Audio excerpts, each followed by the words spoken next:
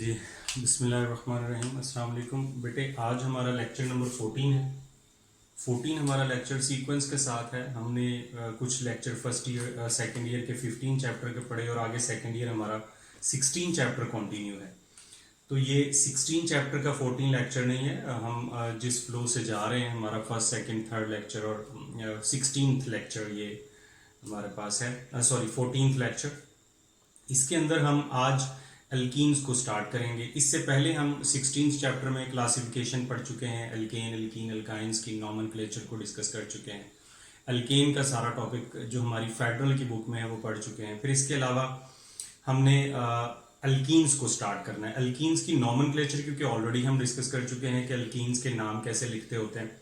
आज हम उससे आगे जाएंगे, उससे अगला टॉपिक पढ़ेंगे। तो इस लेक्चर में मैं आपको बताऊंगा कि एल्कीन्स एक्चुअली क्या होते हैं।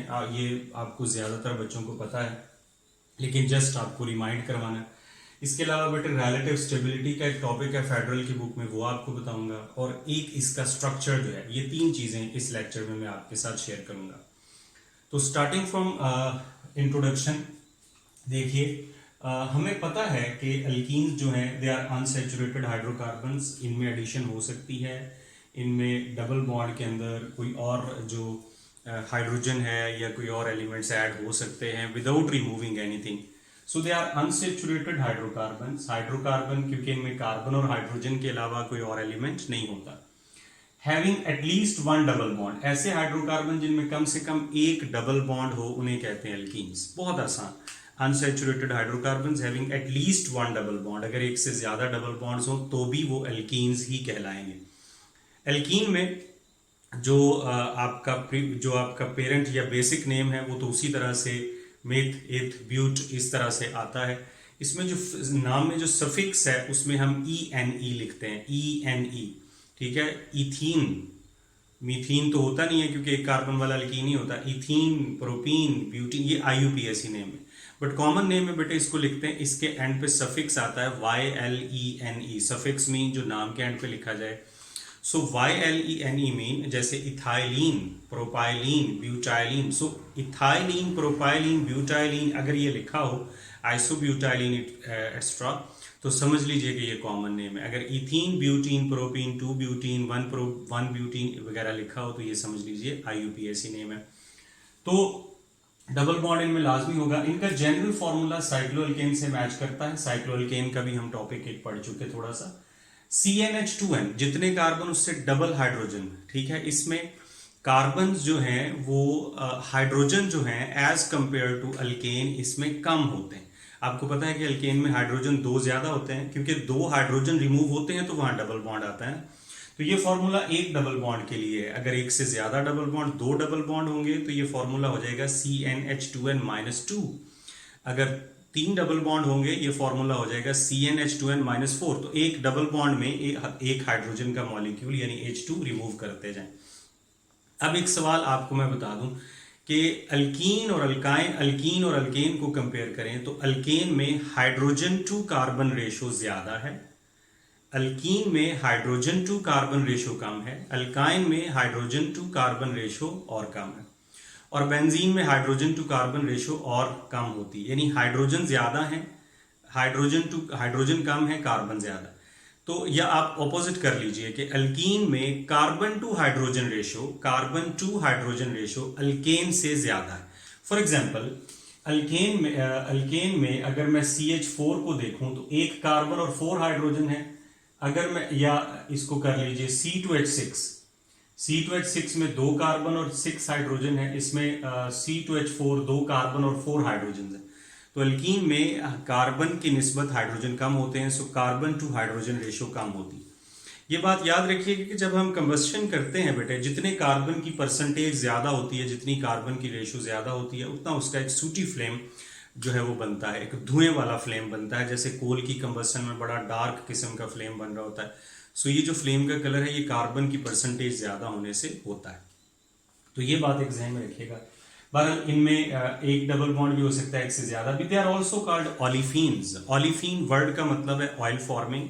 जितने भी आपके वेजिटेबल ऑयल्स हैं या आप किसी प्लांट से ऑयल एक्सट्रैक्ट करते हैं, अब वेजिटेबल और वेजिटेबल घी में आपने पढ़ा है किस चीज़ का डिफरेंस, डबल बॉन्ड का। इसी तरह से जो ऑयल्स हैं, जो ऑयल्स आप एक्सट्रैक्ट करते हैं, they have double bonds, at least one double bond. तो डबल बॉन्ड आने की वजह से आपका जो ऑर्गेनिक कंपाउंड है, जो लिपिड है, वो समझ लीजिए कि उसमें डबल बॉन्ड आना शुरू हो जाते हैं। सो डबल बॉन्ड ऑयल की प्रॉपर्टी है, इसलिए they are also called olefins due to oil forming property. Highly reactive alkanes, alkenes और अल्काइन में सबसे ज्यादा जो क्लास रिएक्टिव है वो अल्कीन है। इवन बेंजीन से भी ज्यादा जो रिएक्टिव क्लास है वो अल्कीन है। हम इसके स्ट्रक्चर में मैं आपको बताऊंगा कि इसमें रिएक्टिविटी की वजह क्या है। बट अल्कीन्स, अच्छा, रिएक्टिविटी और स्टेबिलिटी एक दूसरे के ऑपोजिट है, लिहाजा स्टेबिलिटी इनकी कम है। अल्केन से कंपेयर करें, अल्काइन से कंपेयर करें, बेंजीन से कंपेयर करें, तो आपस में हमने एक टॉपिक पढ़ना है रिलेटिव स्टेबिलिटी, उसमें हम देखेंगे। बट अल्केन, अल्कीन, अल्काइन में सबसे कम स्टेबल और सबसे ज्यादा रिएक्टिव है। अब स्टेबिलिटी भी आगे मुख्तलिफ टाइप्स की होती है, जैसे kinetic stability, thermodynamic stability. Kinetic stability में हम केमिकल रिएक्शंस को चेक कर रहे होते हैं और थर्मोडायनेमिक स्टेबिलिटी में हम बॉन्ड एनर्जी को चेक कर रहे होते हैं। जैसे अगर मैं अल्कीन, अल्काइन और फेडरल में जो क्वेश्चन आपका एमओटी वाला टॉपिक है, जिस एमओटी वाला चैप्टर है थ्योरीज ऑफ कोवलेंट बॉन्डिंग, उसमें बॉन्ड एनर्जी का भी टॉपिक है। आपको याद होगा कि उसका आखिरी एक्सरसाइज का शॉर्ट क्वेश्चन क्या था। उस शॉर्ट क्वेश्चन में थोड़ी सी मिस्टेक थी। मैं आपको बता दूं कि अल्कीन, अल्काइन और अल्केन में सबसे ज्यादा रिएक्टिव काइनेटिकली जो सबसे लेस स्टेबल मॉलिक्यूल है वो अल्कीन है, फिर अल्काइन है, फिर अल्केन है। यानी सबसे ज्यादा रिएक्टिव अल्कीन, उसके बाद अल्काइन, उसके बाद क्या चीज, अल्केन। ये ऑर्डर है काइनेटिक रिएक्टिविटी का, स्टेबिलिटी का ऑपोजिट है। सबसे ज्यादा स्टेबल काइनेटिकली यानी रिएक्शन के लिहाज से काइनेटिकली आपका अल्केन है, उसके बाद अल्काइन है, उसके बाद अल्कीन है। लेकिन थर्मोडायनेमिक स्टेबिलिटी का ताल्लुक बॉन्ड एनर्जी से होता है। जितने बॉन्ड ज्यादा होंगे, जितना बॉन्ड ऑर्डर ज्यादा होगा, उतनी स्टेबिलिटी ज्यादा होगी। लिहाजा उसका ऑर्डर एक तरतीब के साथ है, यानी अल्काइन की जो थर्मोडायनेमिक स्टेबिलिटी है, जो बॉन्ड एनर्जी है, वो सबसे ज्यादा है, उसके बाद अल्कीन की और उसके बाद अल्केन की। तो थर्मोडायनेमिक स्टेबिलिटी और काइनेटिक स्टेबिलिटी ये दोनों मुख्तलिफ चीजें हैं। थर्मोडायनेमिक स्टेबिलिटी जहां भी आए समझ लीजिए बॉन्ड एनर्जी की बात हो रही है कि बॉन्ड ब्रेक करना किसका आसान है। अल्काइन का बॉन्ड ब्रेक करना सबसे मुश्किल है, उसके बाद अल्कीन और उसके बाद अल्केन। बट काइनेटिकली अगर हम रिएक्शन के लिहाज से देखें कि सबसे ज्यादा इलेक्ट्रोफिलिक रिएक्शंस कौन करेगा या रिएक्शंस कौन करेगा, तो सबसे ज्यादा रिएक्शन करने की सलाहियत अल्कीन में है, उसके बाद अल्काइन में है, उसके बाद अल्केन में है। आगे हम इसकी डिटेल भी पढ़ेंगे। Highly reactive non polar, alkyne भी अल्केन की तरह क्योंकि इलेक्ट्रोनेगेटिविटी डिफरेंस नहीं होता, सो हम इसको ऑर्गेनिक कंपाउंड की नॉन पोलर क्लास कंसिडर करते हैं। लेकिन बेटे इसमें एस करेक्टर ज्यादा होता है। आपको पता है कि इसमें sp2 हाइब्रिडाइजेशन है और अल्केन में sp3 हाइब्रिडाइजेशन है। इसमें 33.3% एस करेक्टर है, अल्केन्स में 25% एस करेक्टर होता है। जितना एस करेक्टर ज्यादा हो, इलेक्ट्रॉन न्यूक्लियस के उतने करीब होते हैं और इलेक्ट्रोनेगेटिविटी उतनी बढ़ती, यानी पोलैरिटी आ जाती है। समझ लीजिए कि टू सम एक्सटेंट पोलैरिटी आ जाती है। इसी वजह से मैं आपको बताऊं कि अल्कीन में कार्बन नंबर 4 से लेके कार्बन नंबर 15 तक लिक्विड है, उसके बाद सॉलिड होना शुरू हो जाते हैं। लेकिन अल्काइन में कार्बन नंबर 17 तक लिक्विड है। यहां पे 15 तक लिक्विड है, यहां पे 15 तक लिक्विड क्यों है भाई? क्योंकि दे आर स्लाइटली पोलर, यानी they are more polar than alkane. ये हम नॉन पोलर क्लास कंसिडर करेंगे, लेकिन अल्केन से कंपेयर करेंगे तो अल्कीन में पोलैरिटी ज्यादा है, अल्काइन में पोलैरिटी और ज्यादा है। ठीक है, ये ध्यान में रखिएगा। sp2 हाइब्रिडाइजेशन है, नॉन पोलर होने की वजह से वाटर में सॉल्युबल नहीं होंगे, ऑर्गेनिक लिक्विड में सॉल्युबल होंगे। ट्राइगोनल ज्योमेट्री होगी विद 120 एंगल, लेकिन ये उन ट्राइगोनल प्लेनर। अब ये प्लेनर वर्ड बड़ा इंटरेस्टिंग है। अगर आपके सारे के सारे बॉन्ड जो हैं वो 2 डायमेंशंस में रिप्रेजेंट किए जा सकें, एक्स और वाई में, यानी ये जैसे फैन होता है, जैसे ये सारे एक प्लेन में हो, तो दे आर कॉल्ड प्लेनर। लेकिन अगर एक बॉन्ड की डायरेक्शन किसी, यानी एक बॉन्ड को रिप्रेजेंट करने के लिए कोई एक बॉन्ड ऐसा आ जाए कि जिसको रिप्रेजेंट करने के लिए आपको तीसरे एक्सिस का इस्तेमाल करना पड़े, एक्स, वाई और जी एक्सिस, 3 डायमेंशंस इस्तेमाल करनी पड़े, तो वो प्लेनर नहीं है। टेट्राहेड्रल ज्योमेट्री प्लेनर नहीं है, लीनियर और ट्राइगोनल प्लेनर होती हैं। लेकिन sp2 हाइब्रिडाइजेशन पूरे मॉलिक्यूल में, यानी जो जिसमें डबल बॉन्ड मौजूद है, सिर्फ वो दो कार्बन आपस में प्लेनर होंगी, वो दो कार्बन ट्राइगोनल शेप रखती होंगी जो डबल बॉन्डेड। हो सकता है पूरे मॉलिक्यूल में 5 कार्बन हो, 6 हो, 7 हो, 10 हो, लेकिन डबल बॉन्ड तो दो के दरमियान होगा। वही दो sp2 हाइब्रिडाइज्ड हैं, वही दो ट्राइगोनल शेप में हैं, उन्हीं दो का एंगल 120 है। बाकी सब में जिसमें सारे के सारे कार्बन सिंगल बॉन्डेड हैं, दे आर sp3 हाइब्रिडाइज्ड। ठीक है बेटा, ट्राइगोनल प्लेनर। इसमें जो इंपॉर्टेंट बात है वो आपको याद रखनी है, बहुत दफा एंट्री टेस्ट में और हमारे फेडरल की बुक में और आम क्वेश्चंस में पूछा जाने वाला सवाल जो आपको मेमोराइज करना होता है कि carbon to carbon bond length जो है ये अल्कीन में 1.34 एंगस्ट्रम है। एंगस्ट्रम 10⁻⁻10 मीटर के इक्वल होता है। अगर आप इसको पिकोमीटर में लिखते हैं तो ये 134 हो जाएगा। जबकि carbon to carbon bond length alkane में सिंगल बॉन्ड में 1.54 होती है carbon to carbon bond length. तो किस में ज्यादा है? अल्केन में ज्यादा है। बॉन्ड लेंथ किस में कम है? अल्कीन में। अल्काइन में और कम होती है। अल्काइन की बॉन्ड लेंथ 1.20 होती है एंगस्ट्रॉम में। अब जितनी बॉन्ड लेंथ कम होगी उतनी बॉन्ड एनर्जी ज्यादा होगी, लिहाजा बॉन्ड एनर्जी सबसे ज्यादा अल्काइन की है, फिर अल्कीन की है, फिर अल्केन की। थर्मोडायनेमिक स्टेबिलिटी की मैं बात कर रहा था। 1.20 एंगस्ट्रम बॉन्ड लेंथ है ट्रिपल बॉन्ड की carbon to carbon. 1.34 angstrom bond length है डबल बॉन्ड की carbon to carbon. 1.54 angstrom bond length है carbon to carbon single bond की। 1.397 सबसे ज्यादा पूछे जाने वाला ये है बॉन्ड लेंथ बेंजीन में कार्बन टू कार्बन, जहां पे बॉन्ड की रेजोनेंस होती है। तो ये इसका छोटा सा एक इंट्रोडक्शन था। आगे मैं चलता हूं जी, इनकी जो हमारा टॉपिक है वो है रिलेटिव स्टेबिलिटी। हमारी बुक में रिलेटिव स्टेबिलिटी अल्कीन के साथ कंपैरिजन करेंगे। वैसे तो मैंने आपको बताया ना कि अल्कीन अल्केन अल्काइन में सबसे ज्यादा स्टेबल कौन होते हैं? अल्केन होते हैं काइनेटिकली। बट अगर यहाँ पे हम अल्कीन को अल्कीन से कंपेयर करेंगे कि कौन से अल्कीन किस केस में ज्यादा स्टेबल होंगे, तो 3 तरह से हम इसको डिस्कस करेंगे। पहला याद रखिए that substituted alkenes are more stable, जिन्हें ब्रांच्ड अल्कीन्स भी कहते हैं, more stable than straight alkenes. Substituted alkenes are more stable than straight alkenes. अब स्ट्रेट अल्कीन जिसमें ब्रांचेस ना हो और सब्स्टिट्यूटेड अल्कीन जिनमें ब्रांचेस हो, जितनी ज्यादा सब्स्टिट्यूशन आएंगी, अगर एक की बजाय 2 सब्स्टिट्यूशन कर दें, जितना आप मॉलिक्यूल को कॉम्पैक्ट करते जाएंगे उतनी उनमें स्टेबिलिटी बढ़ेगी। देखिए बेटा, डायमंड का मेल्टिंग पॉइंट इतना ज्यादा क्यों होता है? क्योंकि वो 3 डायमेंशनल है। वाटर में हाइड्रोजन बॉन्डिंग 3 डायमेंशनल है। वाटर में HF से ज्यादा बॉइलिंग पॉइंट होने की वजह 2 हैं। एक वजह तो 2 डबल बॉन्ड पर मॉलिक्यूल है ना, दूसरी वजह वाटर में जो डबल बॉन्ड्स होते हैं वो टेट्राहेड्रल फॉर्म में होते हैं, यानी सेम डायरेक्शन में नहीं, कोई इधर को कोई इधर को कोई इधर को। तो इसलिए जब बॉन्ड्स मुख्तलिफ डायरेक्शन में होना शुरू हो जाएं तो उन बॉन्ड्स को एक ही हीट के साथ सडनली ब्रेक करना मुश्किल हो जाता है। ज़ाहिर इधर से हीट आ रही है तो ये प्रोटेक्टेड है, इधर से हीट आ रही है तो ये प्रोटेक्टेड है, लेकिन अगर बॉन्ड सारे के सारे सेम डायरेक्शन में हो तो वो उनको ब्रेक करना ईजी है। सो काइनेटिकली आप कह सकते हैं कि जो सब्स्टिट्यूटेड अल्कीन्स हैं, जो ब्रांच्ड अल्कीन्स हैं, जिनमें जितनी ज्यादा ब्रांचेस होंगी उतना ज्यादा उनमें स्टेबिलिटी होगी। ये जो कंपाउंड मैंने लिखा 1 2 3 4 4 कार्बन है इसमें बेटा अगर एक कार्बन ब्रांच में हो तो इसको क्या कहते हैं? आइसो। अब ये आइसो जो है ये कॉमन नेम है, टोटल कार्बन 4 हैं। आइसोब्यूटाइलीन, YLENE अल्कीन के नाम के साथ आते हैं, आइसोब्यूटाइलीन। और ये वाला जो है ये N-ब्यूटाइलीन आप कह दीजिए, या इसको 1-ब्यूटीन। अब ये मैंने इसका IUPAC नेम लिखा, इसका IUPAC नेम होगा 2-मिथाइल-1-प्रोपीन या 2-मिथाइल-प्रोपीन। ये ज्यादा स्टेबल है। ये सिंबल मैंने आपके सामने लिखा।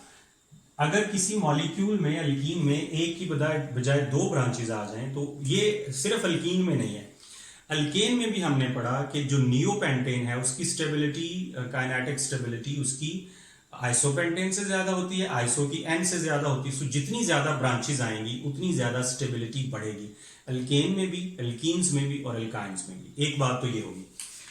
दूसरी बात बेटे ट्रांस और सिस के बारे में है। ट्रांस अल्कीन और सिस अल्कीन आपने पढ़ा होगा, इस चैप्टर में इसको डिटेल से पढ़ेंगे, बट मैं आपको थोड़ा सा ये बता देता हूं कि ट्रांस और सिस अल्कीन सिर्फ या तो साइक्लोअल्केन में होते हैं या फिर डबल बॉन्डेड यानी अल्कीन्स में होते हैं। कार्बन कार्बन अगर डबल बॉन्ड हो तो ये अपने एक्सिस के गिर्द, अगर सिंगल बॉन्ड हो तो सिंगल बॉन्ड अपने एक्सिस के गिर्द रोटेट कर सकता है, बट अगर सिंगल बॉन्ड के साथ एक पाई बॉन्ड भी हो तो पाई बॉन्ड अपने एक्सिस के गिर्द रोटेट नहीं कर सकता। बहरहाल सिस ट्रांस आइसोमरिज्म में ये जरूरी है कि बॉन्ड रोटेट ना करें, जो ग्रुप्स नीचे अटैच हैं वो नीचे रहें, जो ग्रुप्स ऊपर अटैच हैं वो ऊपर रहें, उनकी पोजीशन चेंज ना हो, फिर सिस ट्रांस आइसोमरिज्म होगी। बहरहाल इसमें हम ये बात करेंगे कि डबल बॉन्ड जरूरी है, ये एल्कीन में होती है। अगर डबल बॉन्डेड कार्बन की ऑपोजिट साइड पे डायगोनल फॉर्म में आइडेंटिकल ग्रुप्स मौजूद हों तो फिर ये ट्रांस आइसोमर कहलाएगा। अगर आइडेंटिकल ग्रुप्स सेम साइड पे मौजूद हों, आइडेंटिकल ग्रुप्स हों या सेम फैमिली से हों, यानी यहाँ क्लोरीन हो यहाँ ब्रोमीन हो, जैसे आपने पहले पढ़ा, तो हम इन्हें क्या कहते हैं, सिस कहते हैं। आइडेंटिकल ग्रुप्स अगर दोनों डबल बॉन्ड के ऊपर हो या दोनों नीचे हो तो वो सिस है, अगर डायगोनल फॉर्म में हो तो फिर वो ट्रांस है। तो ट्रांस और सिस ये दो आइसोमर्स होते हैं, फिर कभी इनकी डिटेल में कि हम इनको ट्रांस या सिस क्यों कहते हैं। फिर इसके अलावा और भी आइसोमरिज्म इस टाइप की होती है, जेड एंड ई होती है, आर एंड एस होती है वगैरह वगैरह, वो हमारे सिलेबस का हिस्सा नहीं है। बताना मकसद ये था कि trans alkenes are more stable, ये सिस है ये ट्रांस है, so trans alkenes are more stable than cis alkenes, ये बात ध्यान में रखनी है। ट्रांस एल्कीन्स ज्यादा स्टेबल होती है, मैंने डिफरेंस लिखा सिस और ट्रांस का, जो एंट्री टेस्ट में आपके काम आएगा। Trans alkenes are more stable, cis alkenes are less stable. Trans alkene का स्टेबल होने की वजह से मेल्टिंग पॉइंट ज्यादा है, सिस एल्कीन का मेल्टिंग पॉइंट कम है। ट्रांस एल्कीन सिमेट्रिकल होते हैं इसीलिए ज्यादा स्टेबल है, सिमेट्रिकल होते हैं, इनमें सिमेट्री होती है। जब मॉलिक्यूल्स में सिमेट्री होगी तो मॉलिक्यूल्स एक दूसरे के साथ एडजस्ट कर जाएंगे, स्ट्रांगली बॉन्डेड हो जाएंगे और उनको ब्रेक करना मुश्किल है।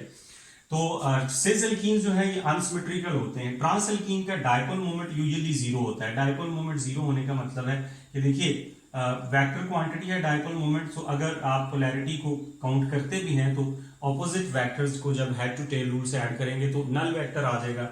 बारह इसका डायपोल मोमेंट जीरो है इसलिए ये नॉन पोलर है, जबकि ट्रांस सिस का डायपोल मोमेंट जीरो नहीं होता।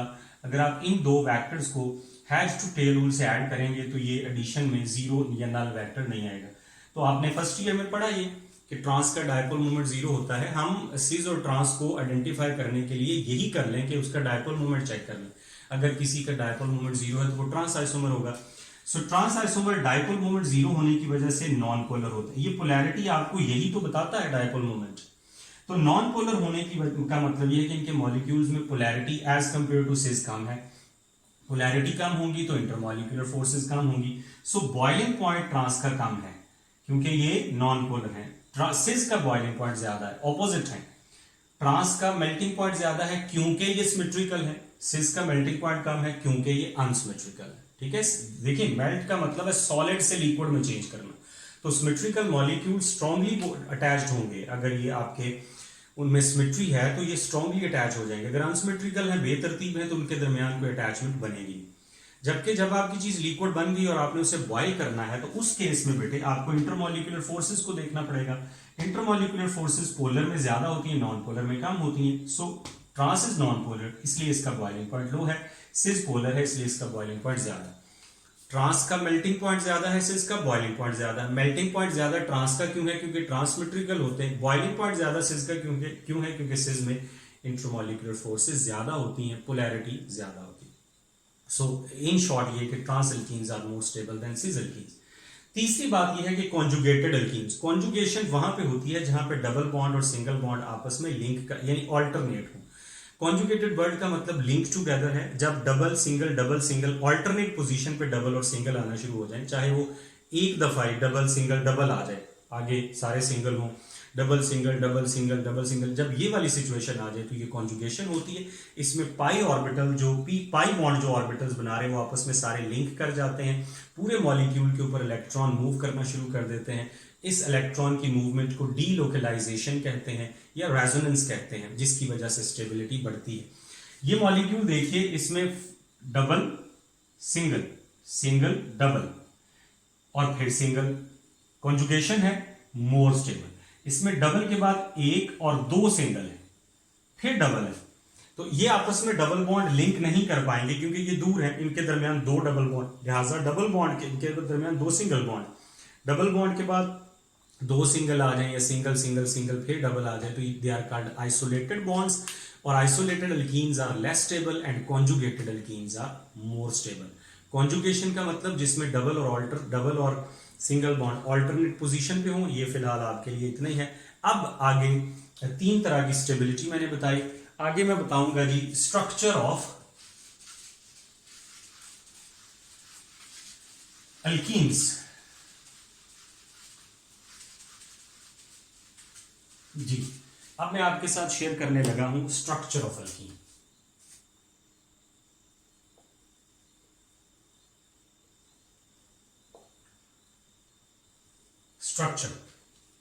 स्ट्रक्चर में बेटे ऐसा है कि अल्कीन में carbon to carbon double bond होता है। याद रखिए कि जहां भी carbon to carbon double bond है वहां पे 120 एंगल होता है, ठीक है, और ट्राइगोनल शेप होती है। sp2 हाइब्रिडाइजेशन होती है। sp2 हाइब्रिडाइजेशन में होता क्या है, मैं एक्साइटेड स्टेट लिख रहा हूं, आपने ये सारा पढ़ा हुआ है, 1s2 2s1 2px1 2py1 and 2pz1। अब ये तीन ऑर्बिटल्स आपस में मिक्स होते हैं, मिक्स हाइब्रिड होते हैं, ठीक है, और तीन ऑर्बिटल बनते हैं। क्योंकि तीन मिक्स हो रहे हैं तो तीन बनेंगे, इनका नाम sp2 sp2 sp2 होगा, ये एक कार्बन के। जबकि डबल बॉन्ड दो कार्बन के दरमियान होता है, इसमें दो सेंट्रल एटम, तो तीन ऑर्बिटल इसके तीन ऑर्बिटल इसके, हाइब्रिड ऑर्बिटल। हाइब्रिड ऑर्बिटल देखिए, एक ट्राइगोनल फॉर्म, ये तीन ऑर्बिटल, इनके दरमियान एंगल बेटे 120 होता है, ठीक है। अब ये कार्बन और कार्बन का आपस में भी बॉन्ड बना हुआ है, लिहाजा दूसरे कार्बन के तीन में से एक की कार्बन टू कार्बन ओवरलैपिंग होगी। This one is carbon, this one is carbon, so carbon carbon overlapping is present है। इसको कहते हैं sigma bond. In the remaining hybrid orbitals will overlap with s।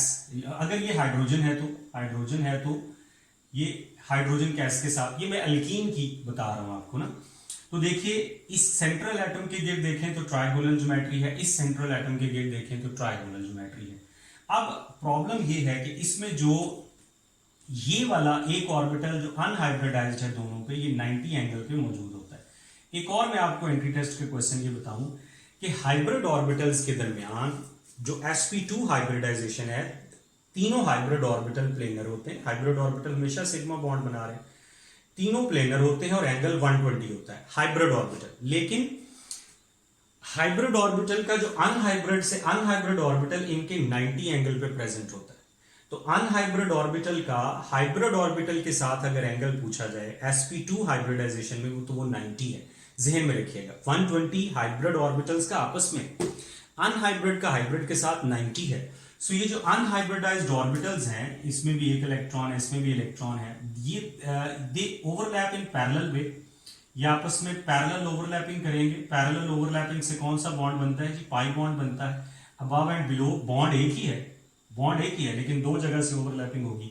लिहाजा हम कहेंगे कि अल्कीन्स में sp2 हाइब्रिडाइजेशन है,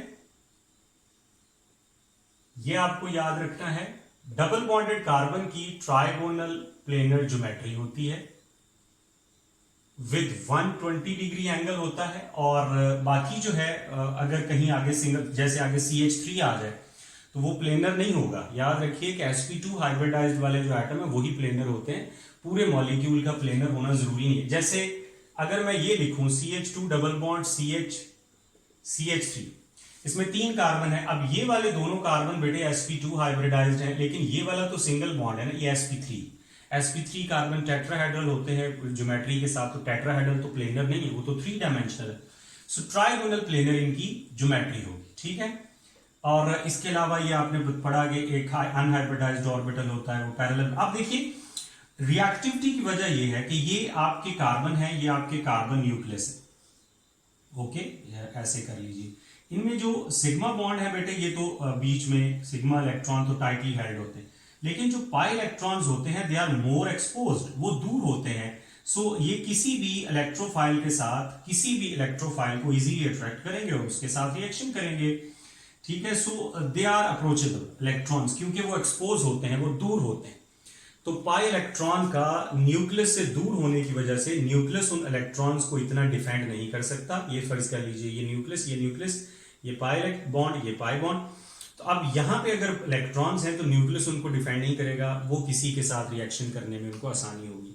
तो इसलिए पाई इलेक्ट्रॉन्स का डबल बॉन्ड में ज्यादा एक्सपोज होना उनको ज्यादा रिएक्टिव बनाता है। They are more exposed, they are approachable, they can be attacked, they can attack on an electrophile, ये सारी बातें उसमें हो सकती हैं। अच्छा, अब जो है वो एक आखिरी बात ये है, तीसरी बात जो है इसमें, यहां पे यूं कर लेते हैं, third one is restricted rotation.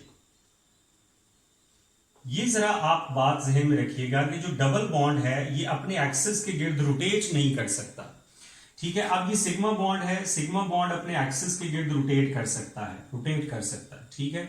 लेकिन जो पाई बॉन्ड है वो अपने एक्सिस के गिर्द रोटेट नहीं कर सकता, मतलब वो जहां पे है वो वहां पे फिक्स है, ठीक है। इस वजह से ही इनमें सिस ट्रांस आइसोमरिज्म पॉसिबल। देखिए अगर सेम साइड पे हों आइडेंटिकल ग्रुप्स तो सिस है, लेकिन वो सेम साइड पे रहें तो तब ना, अगर वो रोटेट करके ये बॉन्ड रोटेट करे नीचे आ जाए तो फिर तो वो सिस नहीं रहेगा ना बेटा।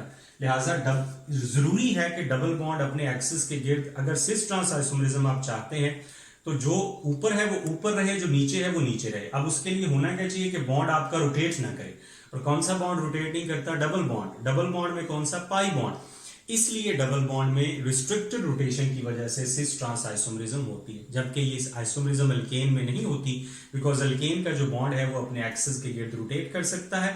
एक लम्हे आप मिथाइल को ऊपर समझेंगे, हो सकता है वो अगले लम्हे रोटेट करके नीचे आ जाए, इसलिए बेटे cis trans isomerism is present in only alkene. तो स्ट्रक्चर में हाइब्रिडाइजेशन बतानी है, ज्योमेट्री बतानी है, एंगल बताना है, और रिस्ट्रिक्टेड रोटेशन का बताना है, हाइब्रिड ऑर्बिटल का बताना है, अनहाइब्रिडाइज्ड ऑर्बिटल का बताना है, और ये बताना है कि पाई इलेक्ट्रॉन पैरेलल वे में ओवरलैपिंग करते हैं अनहाइब्रिडाइज्ड पाई और इलेक्ट्रॉन्स, और इन ऑर्बिटल्स की ओवरलैपिंग से पाई बॉन्ड बनता है। ये इलेक्ट्रॉन न्यूक्लियस से दूर होते हैं, एक्सपोज होते हैं, इस वजह से alkenes are reactive. Alkene is reactive class of compound, ठीक है। आगे हम नेक्स्ट लेक्चर में इंशाल्लाह हम पढ़ेंगे reactions, preparations and reactions of alkenes. Thank you.